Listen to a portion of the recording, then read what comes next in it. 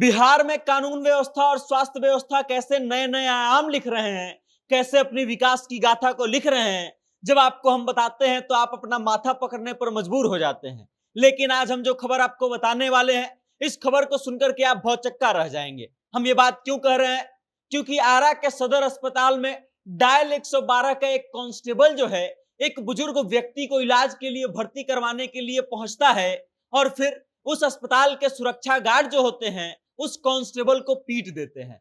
अब पूरा माजरा क्या है और कैसे क्या क्या हुआ है, सब हम आपको विस्तार से बताएंगे। लेकिन उससे पहले नमस्कार, मेरा नाम वेद प्रकाश है। आप जनता जंक्शन देख रहे हैं और कैमरे के पीछे हैं विशाल। आरा सदर अस्पताल में कल एक बुजुर्ग व्यक्ति को लेकर के डायल 112 का एक कांस्टेबल जिसका नाम साबिर रजा था, उसने आरा के सदर अस्पताल में पहुंचा। उस बुजुर्ग व्यक्ति को भर्ती करवाना था क्योंकि वो बुजुर्ग व्यक्ति जो है वो घायल हो गया था, चोटिल हो गया था और इस कारण से उसको साबिर रजा जो है अस्पताल लेकर के पहुंचे थे। लेकिन अस्पताल प्रशासन ने उस बुजुर्ग को तो भर्ती किया नहीं, बल्कि उसके बजाय जो कांस्टेबल उस बुजुर्ग व्यक्ति को लेकर के पहुंचा था, उसी कांस्टेबल को पीट दिया गया। अब समझ लीजिए कि साबिर रजा उस व्यक्ति को लेकर के अस्पताल पहुंचे थे और उस बुजुर्ग व्यक्ति को भर्ती करवाने को लेकर के साबिर रजा में और अस्पताल के सुपरवाइजर में बहस हो जाती है। सुपरवाइजर ये कहते हुए अस्पताल में उस व्यक्ति को लेने से मना कर देता है कि इलाज करवाने के लिए साथ में कोई एक व्यक्ति चाहिए, जबकि साबिर रजा इस बात का वो कर रहे थे कि हमको एक और केस के लिए कॉल आया है, हमको वहां जाना है, आप इस बुजुर्ग व्यक्ति को भर्ती कर लीजिए, आप इलाज कीजिए।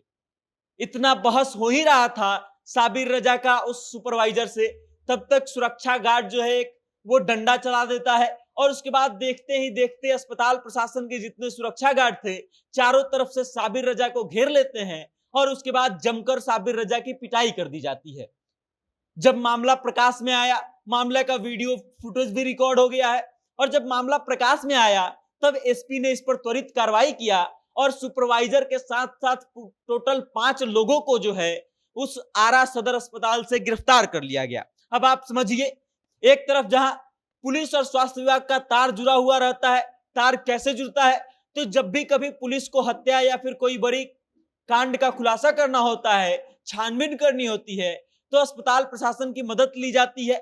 और ऐसे में जब पुलिस एक व्यक्ति को भर्ती कराने के लिए आरा का सदर अस्पताल पहुंचता है तो पुलिस को ही पीट दिया जाता है। इससे 2-3 सवाल खड़े होते हैं। सवाल ये कि जहां पर एक पुलिस कांस्टेबल को पीटा जा सकता है, वहां पर एक आम इंसान का क्या होगा? आप समझ लीजिए कि अक्सर इस बात का खबर जो है आते रहता है कि आरा के सदर अस्पताल के लोग जो हैं लोगों के साथ मारपीट कर लेते हैं।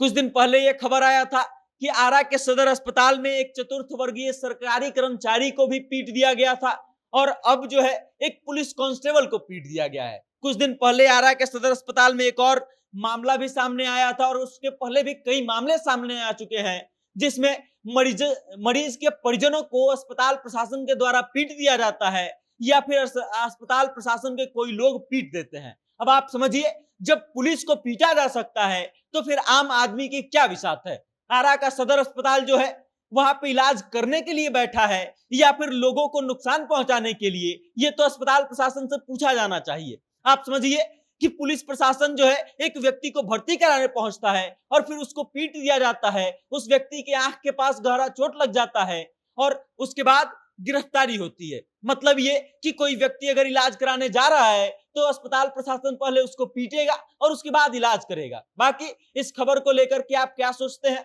आरा के सदर अस्पताल के बारे में आपकी क्या राय है? और आपको भी आरा के सदर अस्पताल में अगर इलाज करवाने जाना है तो सुरक्षा के पूरे इंतजाम के साथ जाइएगा, ये हमारा निवेदन है। बाकी आप जनता जंक्शन देख रहे हैं और कैमरे के पीछे हैं विशाल। बहुत बहुत धन्यवाद।